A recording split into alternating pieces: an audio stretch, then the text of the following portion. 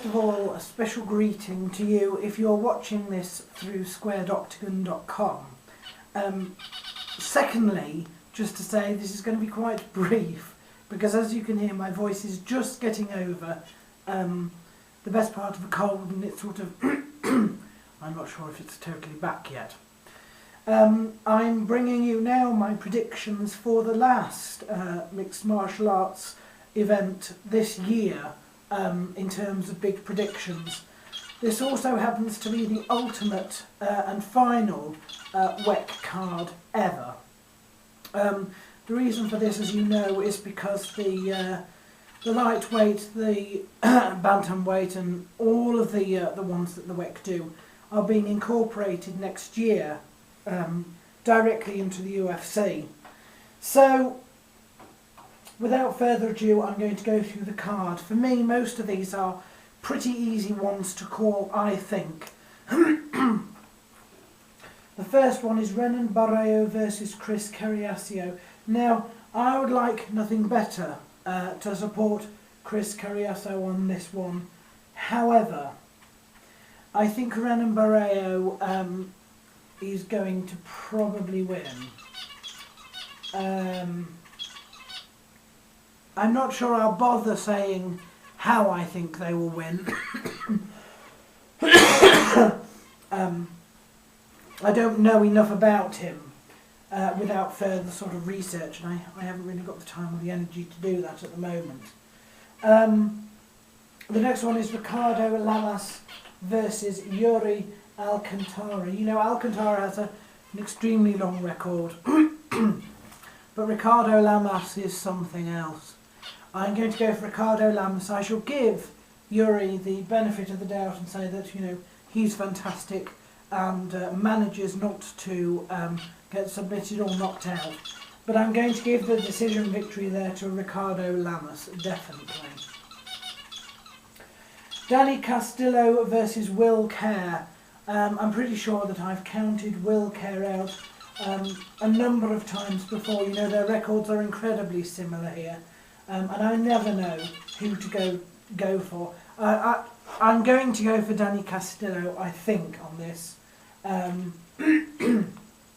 But I do think that I've counted Will Kerr out and that he has won before on such occasions when sort of presented with a name. I wouldn't be surprised what happens. I think that one's a close one to call and probably the most difficult on the card. But I'm going to go for Danny Castillo. Eddie Wineland and Ken Stone. I'm going for Eddie Wineland on that one. Ken Stone, I'm not even sure if he has ever fought in the WEC before or not. Not a name I recognise or remember. Not a particularly established record. And Eddie Wineland, you know, I don't know him either very well, but I'm going to go for him. Brad Pickett versus Ivor Menjivar. I'm going for Brad Pickett, even though he doesn't have quite as good a record. I think this one will probably be a stand-up war if Pickett has anything to do with it and can keep control. So I'll go for TKO in the second there.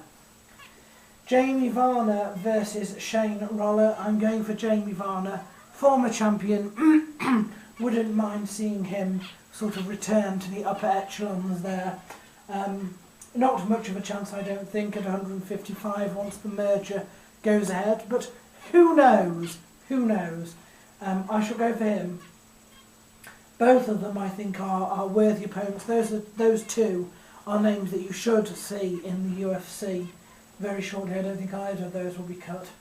Taekwon Zhang versus Dan Downs. I'm going for Dan Downs on this one. And I couldn't really explain why. According to this, Taekwon has an unbeaten record of 17. Well, whatever. Perhaps this is a heart overhead one, I don't know. But I actually believe that Dan Downs is an up-and-comer and that he will go to great heights. So I'm going to support him. Bart Palazewski versus Kamal Shaloris. Kamal Shaloris I don't particularly like.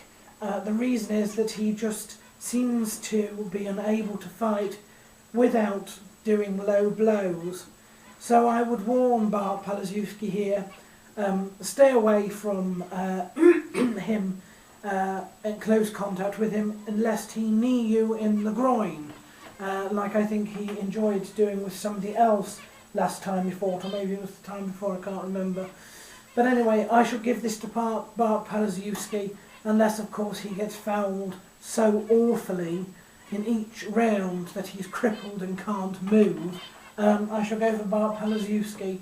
I'd rather like to see a finish on this one. I'd love a TKO in the third, if that's not too much to ask for. Donald Cerrone is fighting Chris Horodecki. Chris Horodecki, another one I don't like, for similar reasons. He has a tendency to border on making illegal moves, whether it's holding the cage or holding the ropes, when he used to fight, I think, in the IFL. Whatever. Donald Cerrone is right up there, has been sort of contendership at the top a lot in the past.